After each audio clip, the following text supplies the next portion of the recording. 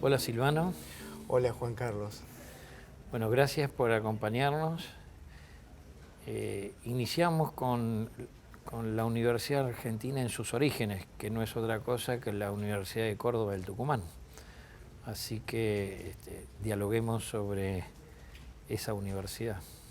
Bueno, muchas gracias. Eh, la Universidad de Córdoba del Tucumán, como la conocemos, es la primera universidad argentina. Eh, nace prácticamente con sus orígenes con la Compañía de Jesús, es decir, hay dos instituciones y dos personalidades fuertes vinculadas a los orígenes. Una va a ser, como institución, es la Compañía de Jesús, y otro el Obispado de Córdoba del Tucumán. En realidad el Obispado tiene sede en ese momento en la ciudad de Santiago del Estero, que por otra parte es la capital de la gobernación, o la ciudad cabecera de la gobernación. Y te decía de dos personalidades porque por el lado de los jesuitas va a tener que ver con Diego de Torres, que es el provincial de la Compañía de Jesús en estas tierras, y por el lado del obispado del Tucumán va a ser Fray Fernando de Trejo y Sanabria, que era el obispo en aquel momento. Diego de Torres en realidad estaba en la residencia que tenían los jesuitas en Lima, y por orden del superior general de los jesuitas, que era Claudio Acquaviva, en aquel momento que el general de los jesuitas hasta el día de hoy reside en Roma. Entonces, por orden de este general, viaja desde la ciudad de Lima hasta Córdoba con la orden de establecer una nueva jurisdicción de la Compañía de Jesús, o sea, una nueva provincia. Hasta ese momento todos los territorios que componen el sur, América del Sur, pertenecían jurisdiccionalmente o religiosamente a la provincia jesuítica del Perú, que tenía su sede en Lima. Pero este hombre llega al Tucumán para fundar una nueva provincia. Entonces en 1607 ya está en la ciudad de Santiago del Estero. Ahí se entrevista con este obispo, que por cierto tenía que tener la venia de este obispo para que se pudiera llevar a cabo esa fundación. Y al año siguiente, en enero ya de 1608, está en la ciudad de Córdoba, donde los jesuitas tenían una residencia, porque habían llegado a la ciudad en 1599, allí se habían establecido definitivamente. Y se establece la provincia en el año 1608, y en el año 1610 establecen el colegio, lo que se llama el Colegio Máximo. Colegio Máximo, sí. Este Diego de Torres en realidad era una mentalidad preclara, que estaba en estas tierras un poco descabezado por parte de la orden. Es decir, la orden de la Compañía de Jesús, cuyo fundador es Ignacio de Loyola, es esencialmente española, ¿sí? Pero a medida que va creciendo en la edad moderna, por cierto, y se va acercando más a Roma, van a ser los italianos los que van a pretender de alguna manera el gobierno. Entonces cuando lleguen el primer general italiano, que va a ser Claudio Acquaviva, este hombre que tenía todas las luces para llegar a la máxima autoridad dentro de la orden, lo descabezan y lo mandan a territorios que se llamaban marginales en aquel momento. Por eso este es un hombre muy preclaro en sus ideas, y se junta justamente con este otro hombre que es Trejo y Sanabria. Así que en 1610 establecen el Colegio Máximo. ¿Qué es un Colegio Máximo? Es una institución donde netamente para estudio de los escolares de la Compañía de Jesús, es decir, no admite estudiantes externos, ¿sí? Entonces se establece, empiezan a estudiar los que van a ser futuros jesuitas, pero tienen un problema en el año 1611 con los encomenderos de la ciudad, justamente por predicar a favor de la libertad de los indígenas. Este problema que tienen con los encomenderos es bastante grave porque lleva a enfrentamientos que provoca que la sociedad cordobesa de entonces, digamos, la élite, la aristocracia, si se puede decir de ese momento, le empiezan a negar las limosnas con las que se mantenían los jesuitas. Entonces tienen que trasladar ese colegio a Santiago de Chile, a donde ellos ya tenían una casa desde 1594. Es gracias a las gestiones que hace el obispo Trejo y Sanabria con estos encomenderos de la ciudad de Córdoba que las cuestiones se apaciguan y puede volver en el año 1613 este colegio. ¿Qué es lo que le prometen los jesuitas a Trejo y Sanabria? Que van a abrir el colegio al estudio de los miembros de los hijos, dice el acta de donación del obispo, a los hijos de los españoles de aquel momento. Y el obispo promete donar todos sus bienes e incluso parte de la renta de su obispado para que esta institución se pudiera mantener.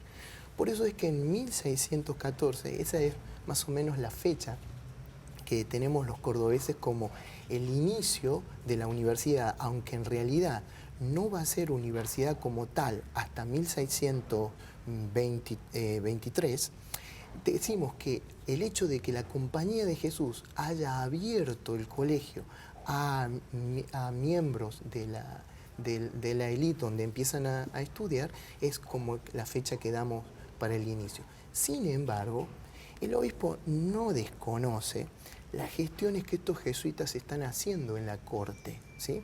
¿Para qué? Para obtener un permiso, es decir, el rey ha pedido al Papa la posibilidad de un permiso de que los colegios regenteados por estos jesuitas, que están de alguna manera lejos de las universidades públicas, solamente había 2 universidades públicas en aquel momento, la de Lima, la de San Marcos de Lima y la de México. Entonces, todos estos colegios regenteados por jesuitas que están 200 millas, dice, de una universidad pública, obtengan permiso de otorgar grados académicos. Esa bula pontificia, en realidad es un breve pontificio, es así técnicamente el nombre del documento, se da en el año 1621, ¿sí? Y lo autoriza el rey y se publica en el año 1623 en la ciudad, es decir, llaman con caja de guerra, convocan a la población en la plaza pública y se lee el breve y se lee la real cédula del rey autorizando. Entonces, a partir de ese momento que la universidad se abre como universidad para dar títulos de grado. Un año después se crea la Universidad de Chuquisaca en Sucre. Exactamente. Es el mismo breve, Juan Carlos, el que autoriza a estos colegios de la Compañía de Jesús que estaban en el sur a otorgar grados académicos. En realidad el origen es común, porque Chuquisaca, o La Plata como se conocía en ese momento, en realidad dicen que era la ciudad de los 3 nombres, pero se conocía como Charcas, Chuquisaca o La Plata, se conocía en el momento. Como también está bajo la administración jesuita, al año siguiente es que se publica este breve y esta real cédula y la universidad y nace la Universidad de San Francisco Javier de Chuquisaca. Pero no tenemos que olvidarnos Chile. En el año 1619 también va a haber una universidad que empieza a funcionar en Santiago de Chile, no regenteada por los jesuitas, sino regenteada por los dominicos, ¿sí? En el convento que estos tenían. En realidad es una puja de poder entre dominicos y jesuitas, porque los dominicos son los primeros que van a tramitar ante la corte pontificia este privilegio de que en sus conventos se puedan otorgar grados. Y de hecho lo van a obtener. Y noticiados los jesuitas de esta cuestión, no se quedan atrás en pedir el privilegio para la compañía. ¿Y cuáles eran los grados? Los grados, sí, estas universidades tienen una particularidad, por eso se llaman universidades particulares. No se pueden asemejar a una universidad pública. Hagamos una pequeña distinción de la época, ¿no? Y de la legislación de la época. Una universidad pública, o lo que se entiende como estudio general o universidad pública, Es una fundación directamente propiciada por el rey y sostenida por la corona española, económicamente y desde todo punto de vista, donde los profesores se llaman a concursos, se hablan concursos públicos, los profesores concursan. Y el modelo de Salamanca. El modelo de Salamanca, sí, exactamente. Estas otras universidades se las denomina particulares, ¿sí? Es decir, están administradas normalmente por una orden religiosa. Van a ser tres básicamente las que en toda América colonial van a administrar estos institutos: los agustinos, los dominicos y los jesuitas. Tienen, por cierto... Ahí todavía no estaban los franciscanos. No, los franciscanos preferentemente se van a ocupar de la educación primaria, o lo que se conocía en aquel momento como educación de primeras letras. No, por cierto, van a tener cátedras de sus principales teólogos o lo que se conocía en aquel momento de los filósofos ligados al pensamiento franciscano en universidades públicas. Es decir, van a tener su cátedra sobre Duns Scoto en la Universidad de México, o cátedras de Duns Scoto o de San Buenaventura, que son los teólogos señeros de la orden, en Lima, por ejemplo. Pero ellos se van a dedicar esencialmente a la educación primaria. Entonces, te decía que, digamos, básicamente van a ser tres los centros sobre los que van a gravitar todos nuestros estudiantes de aquel momento: Córdoba, Chuquisaca y Chile. Me preguntaba sobre qué se estudiaba, los grados. Bien, en realidad estas tienen un patrón común al principio. Es decir, la primera parte es lo que se denominaban las artes liberales, por lo tanto era la Facultad de Artes. Básicamente para aquel momento era la filosofía, fundamentalmente. Aristotélica. Aristotélica en un primer momento, ¿sí? En un primer momento, por ejemplo, las constituciones de la compañía, como por cierto la de los dominicos, decían claramente que la filosofía tenía que ser aristotélica. Eso va a ser así en el siglo XVII. De hecho, en el siglo XVIII se van a renovar bastante esta corrientes filosóficas y van a entrar otros filósofos del momento que se estudiaban en Europa, como por ejemplo Renato Descartes, ¿sí? Va a ser uno de los... Malebranche, por ejemplo, otro de los filósofos. Básicamente tenían primero el estudio de la lógica, después el de la física y después el de la metafísica. ¿Qué iba a hacer hincapié? Eso era la Facultad de Artes. Y el grado que recibían allí era maestro en artes, que era el máximo que daba la Facultad de Artes. Después empezaban el trayecto de la teología, ¿sí? ¿Qué vendría a ser el ciclo superior? El ciclo superior. Un maestro en arte duraba 3 años, es decir, 1 año de lógica, 1 año de física y 1 año de metafísica. De hecho, van a tener sus trampitas, ya te lo explico. Después entraba el ciclo de la teología, que eran 4 años, ¿sí? Entonces ellos recibían el título máximo, que era el de doctor en teología, que era el que otorgaban todos estos centros, básicamente. Te digo que tenían una trampita porque en el siglo XVIII, sobre todo, cada vez más se le va a ir dedicando más tiempo a la física en detrimento de la metafísica. Entonces, si bien duraba 1 año la física, normalmente suele durar 1 año y medio, la pasan al año siguiente y dan metafísica en 6 meses. ¿Por qué? Porque están fascinados con los descubrimientos que la física ha hecho en el siglo XVII, la física experimental. Entonces van a entrar primero estos dos grandes, Newton y, por cierto, Descartes. Hoy en día la historia de la ciencia ha dejado un poco a Descartes de lado, ¿no? Pero porque obviamente lo que se impuso en su momento fue la física newtoniana. Pero nos olvidamos a veces que lo que era Descartes para Europa en aquel momento. Y había los físicos netamente alineados dentro del cartesianismo y los físicos alineados dentro del newtonianismo, de alguna manera, y eran escuelas adversas. Entonces muchos de estos profesores cordobeses, sobre todo van a ser... ¿Cómo era el plan de estudio y el proceso de enseñanza-aprendizaje? Sí, una cosa que tenemos que decir, en todos estos centros, y concretamente en Córdoba, pero también en Chuquisaca o Chile, la enseñanza se hacía en lengua latina. El estudiante tenía que entrar a la universidad ya con un conocimiento amplio de esa lengua.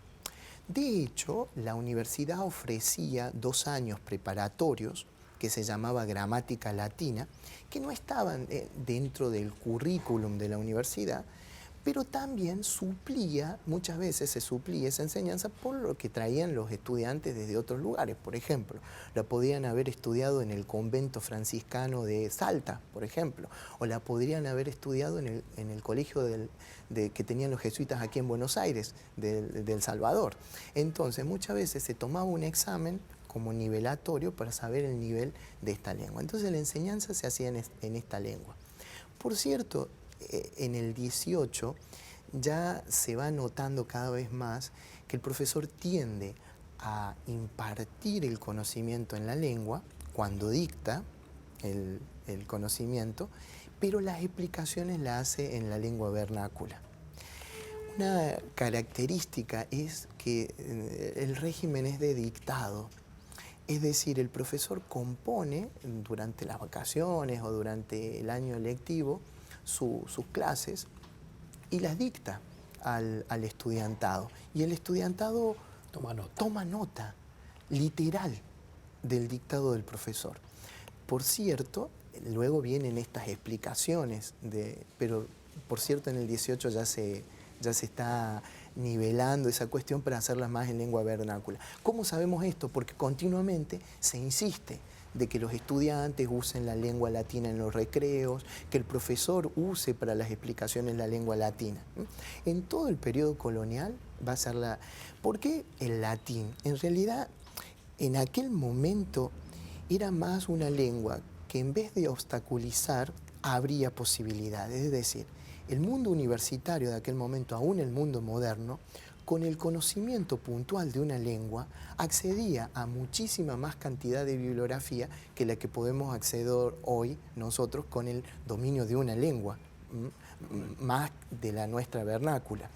Porque obviamente la ciencia de aquel momento en general, no toda, pero se escribía en gran medida, por lo menos la filosofía y la teología y el derecho se escribían en esa lengua. Los estudiantes entonces o tenían una opción más bien de ser clérigos o provenían de los sectores aristocráticos.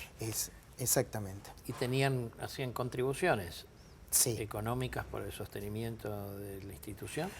Me parece estupenda la pregunta porque hay muchos prejuicios muchas veces sobre la enseñanza colonial y tengo que decirte que la enseñanza universitaria colonial es gratuita. No es pública, porque a veces decimos, ¿no es cierto?, no es pública. Digo, ¿por qué no pública? En su momento sí, si usamos la palabra público contextualizado ese momento. No es pública y en esto tenemos que decir cómo sucede la educación en el mundo colonial. No todo el mundo accede a la universidad. Eso ya lo sabemos. Por empezar, las mujeres no acceden a la universidad colonial. Pero del grupo de los varones, se exige algo que los historiadores lo decimos así abiertamente y creo que después de pronunciarlo, tenemos que dar una explicación, porque usamos una palabra muy de época. Se exige limpieza de sangre. ¿Qué significa eso? Porque, digamos, hoy en día suena muy fuerte. Se exige primero haber nacido dentro del legítimo matrimonio en cualquiera de las universidades indianas y también ser cristiano viejo. ¿Qué se considera cristiano viejo? Es decir, que en la familia, hasta la altura de un bisabuelo, incluso un tatarabuelo, no haya judíos, judeoconversos, musulmanes o quemados por la Inquisición. Entonces, no es pública, pero sí es gratuita. El alumno no paga nada por la educación. ¿Y los aborígenes? Los aborígenes en la Universidad de Córdoba no tenemos constancia de que hayan ingresado a los estudios universitarios. Sí hay constancia para otros sitios donde existió, digamos, una nobleza de alta jerarquía, como por ejemplo México. Los hijos de los caciques, ¿sí?, van a tener el colegio de San Gregorio, se va a hacer un colegio puntual para educar a la nobleza indígena como digamos, colegio de varones, ¿no? Y después también van a tener otro colegio para educar a las nobles niñas indígenas, como se les llamaba en aquel momento. La pregunta tuya es fundamental. No tenemos registro que en la Universidad de Córdoba haya habido un estudiante de descendencia indígena o indígena, sí. La conducción de la Universidad de Córdoba del Tucumán está a cargo de los jesuitas hasta su expulsión en 1767, que Gregorio Weinberg la llama la primera purga. Luego se habla de la segunda purga en 1943 y la tercera en 1955, y podríamos agregar la cuarta en 1976, pero Gregorio Weinberg habla de la primera purga, que es la expulsión de los jesuitas. Sí, coincido plenamente con ese concepto, porque el daño que se hace a la región de la gobernación de Buenos Aires, la gobernación del Tucumán y la del Paraguay, no nos olvidemos que el Paraguay pertenecía a los territorios cercanos nuestros, y después de 1776 al Virreinato del Río de la Plata, por cierto, digamos, es cuantiosa, es decir, se hace sentir en todos los ámbitos el haber expulsado a los jesuitas, no solo de la universidad, sino por la tarea que los jesuitas hacían, ¿sí? En realidad tiene un sentido por el cual hay un desobedecimiento a la orden real en eso.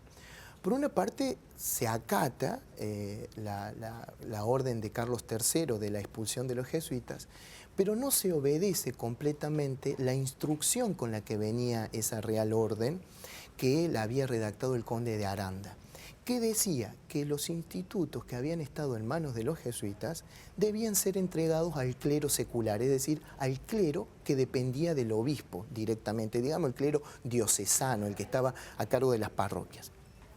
Hay un hecho concreto por el cual, consultado el obispo particularmente de ese momento, aconseja que no sea el clero de sus diócesis el que se haga cargo de la universidad, porque ha sido educado por los jesuitas. Entonces, si lo que están tratando desde España es desterrar las doctrinas jesuíticas, precisamente no lo van a poder hacer con un clero, dice el obispo, adicto al jesuitismo. Entonces, el obispo de ese momento es Abadillana y aconseja que se le dé a los franciscanos. ¿Sí? Los franciscanos la van a tener a la universidad por 40 años, es decir, desde 1767 hasta enero de 1808. Y el formato, digamos, académico seguía siendo similar, más allá que en teología predominaran, digamos, los teóricos, digamos, de la orden, ¿no? Sí. En general, la universidad sigue teniendo el mismo formato de estudios, porque se sigue rigiendo por las antiguas constituciones, hoy le llamaríamos estatutos, ¿no?, que habían sido redactados por este jesuita Andrés de Rada en 1664. Pero en 1783 la universidad reforma sus estatutos, ¿sí?, y va a adaptar esos, digamos, la base sigue siendo la misma, pero reforma en algunos puntos sobre lo que se venía innovando dentro del plan de estudio. Por cierto, con los franciscanos va a pasar dos cosas. Va a ser mucho más fácil la entrada de las corrientes ilustradas, siempre tenemos que decir bajo el filtro católico, es decir, lo que se conocía en ese momento como ilustración cristiana. Es decir, no se leía un Rousseau directamente, no se leía un Voltaire directamente, aunque sí se conocía. ¿Y en Chuquisaca? En Chuquisaca, la cuestión, en Chuquisaca, allí, digamos, estaba mucho más acendrado el tema de los estudios, porque no olvidemos que Chuquisaca tenía desde finales del siglo XVII estudios de derecho, que Córdoba los va a tener recién a finales del siglo XVIII, o sea, 100 años después. En 1791 es que Córdoba va a tener estudios de derecho público, derecho romano, ¿sí?, o lo que se llamaba en aquel momento, porque digamos, derecho canónico dentro de la formación teológica había, ¿sí? Claro. Entonces, concretamente, los franciscanos van a ser muy leales a los dictados de la monarquía. Es decir, la monarquía está aplicando una reforma yo diría, la primera reforma que vive la Universidad de Córdoba, que no es una reforma interna, intrínseca, sino es una reforma que ha empezado en España desde principios del siglo XVIII, con una nueva dinastía instalada en el trono, ¿sí?, que busca precisamente mayor centralización, mayor control de estas instituciones, hasta ese momento muy autónomas y normalmente muy dependientes de la Iglesia. Es decir, el rey poco a poco y sus funcionarios se están metiendo dentro de estas instituciones. Por cierto, el gran reformador es el que expulsa a los jesuitas, Carlos III. Entonces los franciscanos le aseguran a la monarquía de aquel momento la fidelidad al proyecto. ¿Cuál es el proyecto? Obviamente formar estos súbditos dentro de las nuevas corrientes ideológicas que perfilan los Borbones en este caso. Pero algo muy importante es lo que en realidad va a suceder, que lo que buscan es una centralización, ¿sí?, y también, ¿sí?, que estos funcionarios que va a incorporar, estos egresados de la universidad, que después pueden ser potenciales funcionarios, sean leales también a ese proyecto monárquico. Es decir, busca formar funcionarios. ¿Y ocurre lo mismo en Chuquisaca y en Santiago, en Chile? Sí, exacto. Ocurre lo mismo. A veces, después quiero hacerte una particularidad sobre lo que pensamos sobre Chuquisaca y lo que en realidad a veces, en lo que comúnmente se suele decir sobre Chuquisaca y en lo que en realidad las últimas investigaciones nos están revelando. Conversemos de eso, porque sobre eso. A mí me sorprende que la formación de los que tuvieron que ver con la Revolución de Mayo no se formaron en Córdoba, sino que se formaron en Chuquisaca. Bernardo de Monteagudo, Mariano Moreno, se formaron Juan Ignacio Gorriti se formaron en Chuquisaca. Sí. O sea, uno puede decir, bueno, porque la formación de doctor en Derecho ya tenía un siglo ahí. Pero si en 1797 ya se estaba formando también en Derecho en la Universidad de Córdoba, me sorprende que se hayan ido a formar a Chuquisaca. A Chuquisaca. Sí, en eso, digamos, ¿cómo vienen los estudios de Derecho en estas universidades? Básicamente estas tres universidades, la de Chile, la de Chuquisaca y la de Córdoba, nacen con estudios filosóficos y teológicos. La primera en tener estudios de Derecho va a ser justamente Chuquisaca, por ser sede de la Real Audiencia, es decir, el máximo tribunal de justicia del cual dependían todos nuestros pleitos y todos nuestros problemas, claro, que viajábamos allá. Luego, cuando se cierra esa universidad dominica en Chile, porque el rey va a fundar una universidad pública, es decir, de estas tres que te menciono, la primera pública fundada por el rey es en 1738, la Universidad de San Felipe, en Santiago de Chile. Entonces tiene que cerrar la de los dominicos y abrirse Santiago de Chile. Justamente pone estudios de Derecho, porque también está la Audiencia Pretorial de Chile. El motivo por la formación de funcionarios. De funcionarios y exactamente estar en los estrados de justicia, por cierto. El origen concreto por el cual en Córdoba se ponen estudios de Derecho básicamente es porque se crea en 1784 la Real Audiencia de Buenos Aires. Como Buenos Aires no tiene universidad, los estudios de Derecho se van a fundar en 1791. Ahora, una cosa curiosa que nos están revelando las fuentes era que evidentemente si tu perfil no era el de clérigo o no era dentro de las filas de la iglesia, lo más normal era que hicieses estudio de Derecho para después ser bachiller o licenciado o doctor en leyes y que la monarquía, el Estado en aquel momento, te hiciera abogado, porque eso no habilitaba para el ejercicio de la abogacía, sino después de una práctica que se hacía en esos tribunales, en esas audiencias o en academias puntuales como la que va a existir en Charca, allí venía lo de abogado. Era fácil recibirse en Chuquisaca. ¿Ah, sí? Sí. Córdoba siempre tuvo una mayor exigencia en los estudios, tanto teológicos como los que van a venir después en Derecho. Entonces, era ya Vox Populi que si ibas a Chuquisaca podías recibirte. De hecho, ¿cómo sabemos esto? porque sabemos cuándo estos rioplatenses, hablando en general, ¿no es cierto?, de todos nuestros territorios, englobando todo el Tucumán y englobando, sabemos cuándo partieron, con qué títulos partieron o con cuántos estudios y en cuánto tiempo se habían graduado. A muchos les lleva solo un año. Entonces ya se conocía que era más fácil viajar a Chuquisaca que, por ejemplo, a Chile. Chile también tenía estudios muy exigentes. De hecho, Mendoza, San Juan, San Luis van a ir a Chile por distancias también. Pero existía esta cuestión. Ahora, con la participación de Córdoba dentro, digamos, de estas primeras instituciones de gobierno, ¿sí?, la Junta Grande, por ejemplo, o los que firman el acta de independencia, va a haber bastantes cordobeses o formados en Córdoba. También hay muchos de que estudian en Córdoba primero y luego estudian. El caso concreto del de Anfunes. Que estudia la licenciatura en Córdoba y después el doctorado en Chuquisaca. Sí, eso puede ser. O también que para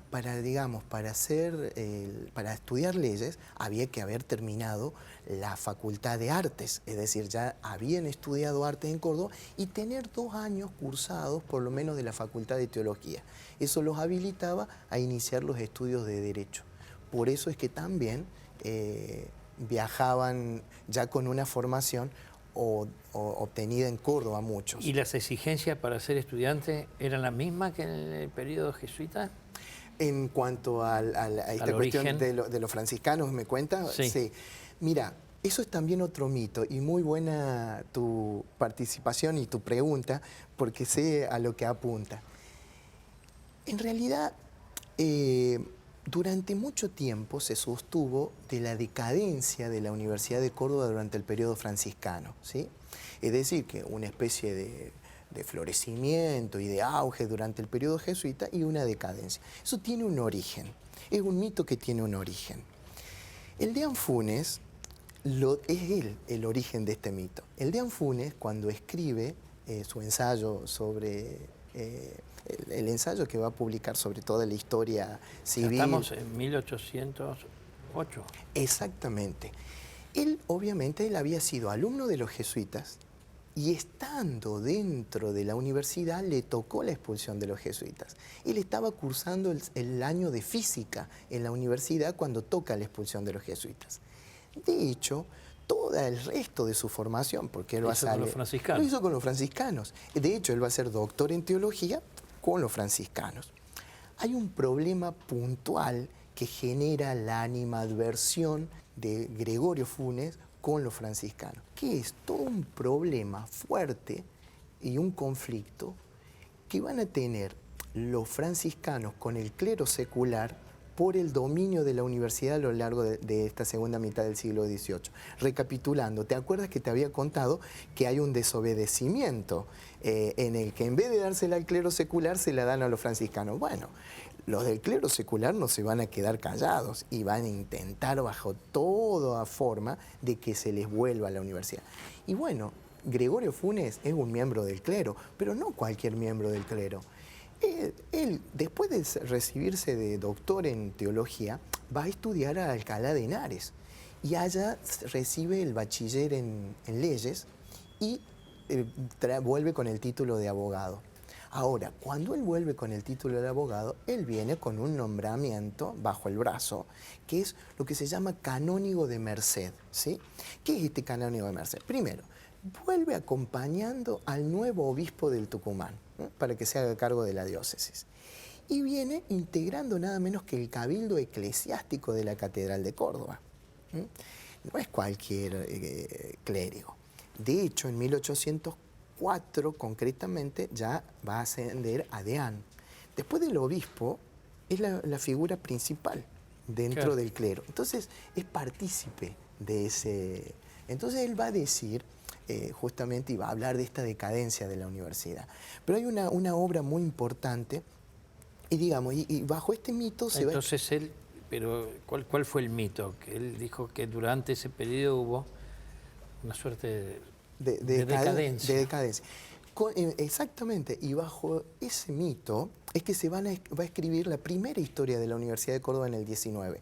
La historia de Garro, que es la primera, digamos, en 1882, persiste con este mito. Y de hecho, autores importantes de la primera mitad del siglo XX, no primera, hasta la década del 30, van a sostener. Va a ser una obra que se publica en 1952, la que va a dar por tierra este mito. Y la obra la escribe un jesuita, Furlong. Entonces, Nacimiento y desarrollo de la filosofía en el Río de la Plata, se llama la obra. Una obra de 700 páginas, donde un propio jesuita llega a la conclusión de que no había habido tal decadencia, sino un cambio de paradigma en los estudios y obviamente ya habíamos conversado de que son muy leales al proyecto monárquico de ese momento. Claro. ¿Y qué cambio se produce con de Anfunes? Bien, precisamente a raíz de este problema que están teniendo estos eclesiásticos diocesanos con los franciscanos, logran que finalmente la corte española y el Consejo de Indias le dé la razón. Entonces, en enero de 1808, la universidad finalmente pasa a manos del clero secular, es decir, el clero diocesano. De hecho, por cierto, ya pasa con otra categoría, y esto es muy importante. Habíamos conversado de que era una universidad particular, ¿sí?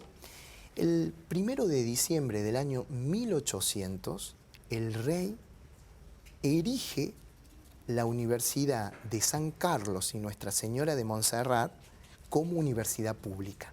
Es decir, finalmente se erige a Córdoba como la universidad con todas las prerrogativas que tenía México o tenía Lima.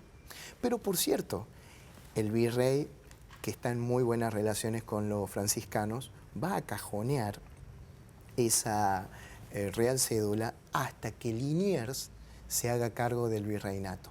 Allí se desempolva, entonces en enero va a entrar el clero secular y de Anfunes, Gregorio Funes va a ser el primer rector, hasta que le toque volverse a Buenos Aires para integrar o venirse a Buenos Aires para integrar la Junta Grande cuando sea elegido diputado por Córdoba después del 25 de mayo de 1810. ¿Qué hace este hombre? Es muy importante, a pesar del poco tiempo que él tiene como rector de la universidad, porque va a cambiar el plan de estudio, ¿sí?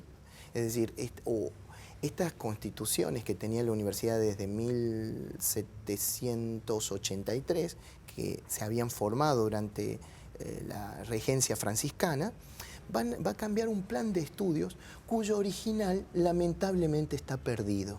Se le debe al doctor Luque Colombres, por allá en la década de los 60, una reconstrucción más o menos de lo que habría sido este primer plan de estudio en 1808.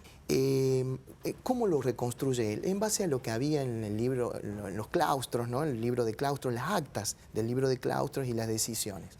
Pero algo fundamental es que él crea de su propio peculio una cátedra de matemáticas.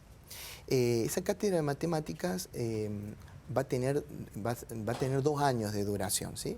Entonces la matemática como tal, si no formaba un poco parte de la física, donde a veces le daban un compendio de matemática, el álgebra, la trigonometría, no eran estudios de la universidad. Esa cátedra va a permitir, por cierto, el ingreso de las matemáticas con una cátedra a la universidad. Y algo muy importante es que digamos, estamos en la etapa del de Anfunes todavía muy leal a la monarquía, es decir, no ha pasado 1810.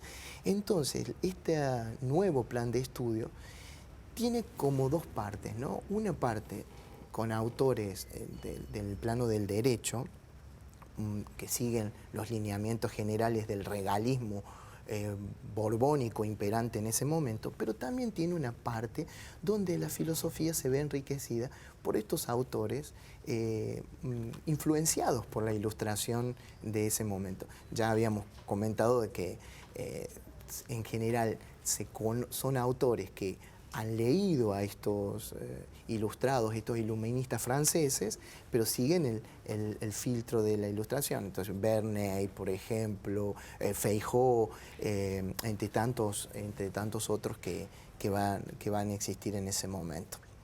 Así. Se produce la Revolución de Mayo, nos acercamos a la independencia y uno ve en la Declaración de la Independencia criollos formados en Córdoba y también en Chuquisaca, por lo menos de los formados en Chuquisaca, Mariano Sánchez de Loria, Tomás de Anchorena, el propio Gorriti, Antonio Sánchez, y de los formados en Córdoba. Bueno, Gorriti, por ejemplo, es uno de los que es formado en Córdoba, que después en Chuquisaca. Bueno, Gorriti es uno de estos que comentamos. Hay un tema concreto con la Revolución de Mayo, donde allí podemos empezar a hablar un poco de una situación decadente que va a empezar a vivir la Universidad de Córdoba en el 19. Porque si me permitís el término, es como que se desangra la universidad. ¿En qué sentido?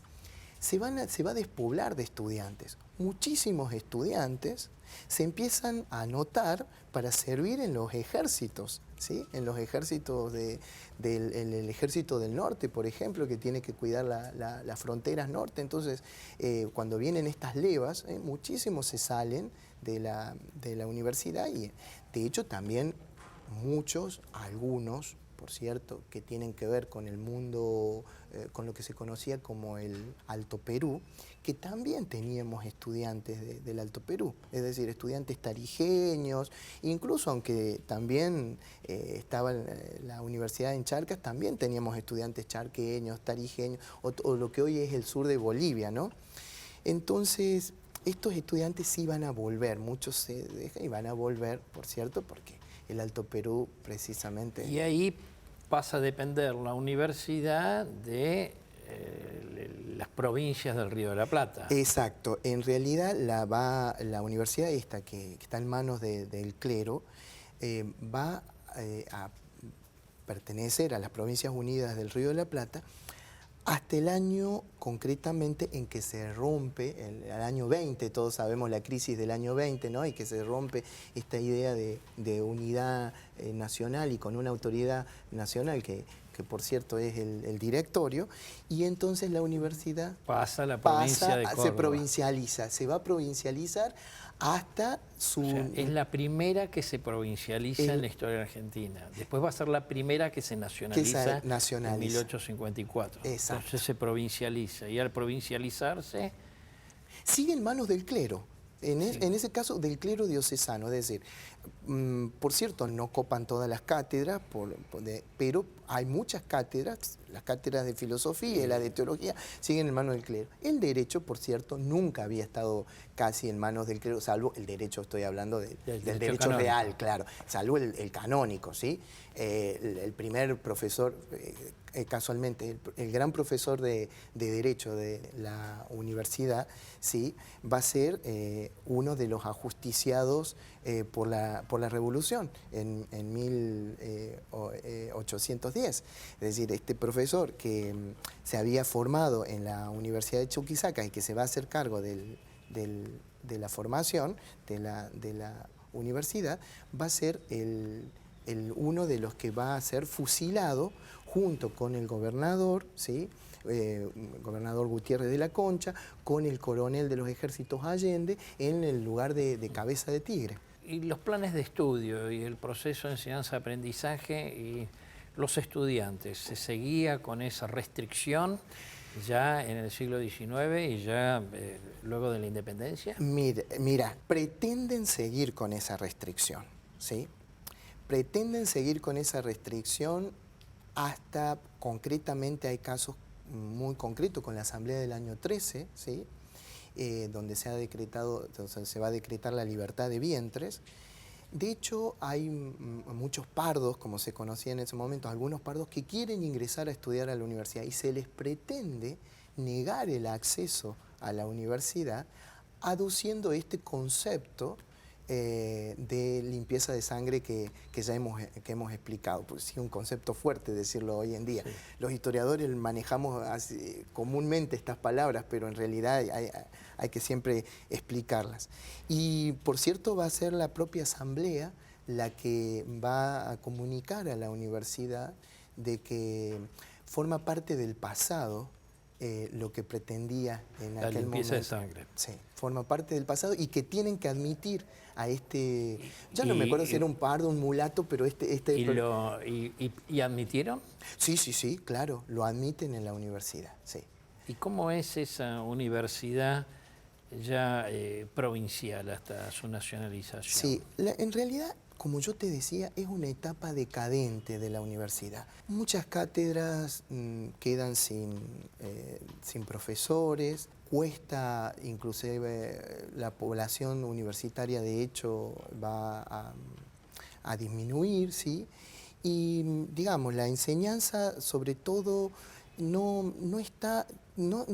sigue todavía una enseñanza acorde a lo que medianamente se había pretendido con esa reforma borbónica, que era de alguna manera un ayornamiento de los conocimientos, una actualización de los contenidos curriculares. Por lo menos en lo que es la década del 20, ¿sí? Hasta la década del 30, la universidad sufre ese problema de decadencia, que se ha pretendido focalizarla en el mundo franciscano, ¿sí? En ese periodo franciscano se ha pretendido focalizar allí, pero en realidad es un cambio de paradigma. La gran decadencia va a empezar allí con este desangramiento, ¿no? En cuanto a la población. Sí, y también después de 1810, y también con los profesores, que también algunos... De hecho, se inscriben... ¿Y luego de su nacionalización en 1854? En 1854 es la nacionalización. Bueno, allí hay un tema... ya teníamos la Universidad de Buenos Aires, creada en 1821. Claro. Bueno, allí, por cierto, Buenos Aires le saca mucha ventaja a Córdoba. Sí. Ya desde su nacimiento, Buenos Aires... También tiene un origen vinculado a la Iglesia. A la Iglesia, por cierto, pero ya desde su origen... ya la Universidad de Córdoba, de la Universidad de Buenos Aires, 1821, ¿sí? Ya le va sacando ventaja en cuanto a la actualización, sobre todo, de los conocimientos, las corrientes filosóficas del momento a Córdoba. ¿Y hay una mejora a partir de 1854 o transita un nivel de amesetamiento, digamos? Bien, yo, digamos, no es mi área de especialización concretamente. Sí, no quiero llegar a la reforma del 18, pero reconozcamos que la reforma del 18, de 1918, se produce en la Universidad de Córdoba y no se produce en la Universidad de Buenos Aires ni en la de La Plata. Sí. Y que ya en Buenos Aires había reformas estatutarias y a fines de 1880 tenemos la ley Avellaneda, etcétera, ¿no? O sea, digamos, una rebelión contra los profesores, contra los vitalicios y con las academias. Hay un proceso. ¿Ese proceso de las academias se gesta después de la nacionalización o ya venía gestándose desde 1820? Bien. Sí, entiendo a lo que apunta tu pregunta, porque efectivamente, si no se está dando un contexto histórico favorable a lo que va a ser la reforma universitaria, no se hubiese producido. Entonces yo creo que este periodo de amesetamiento de que me refieres, sí, es una realidad.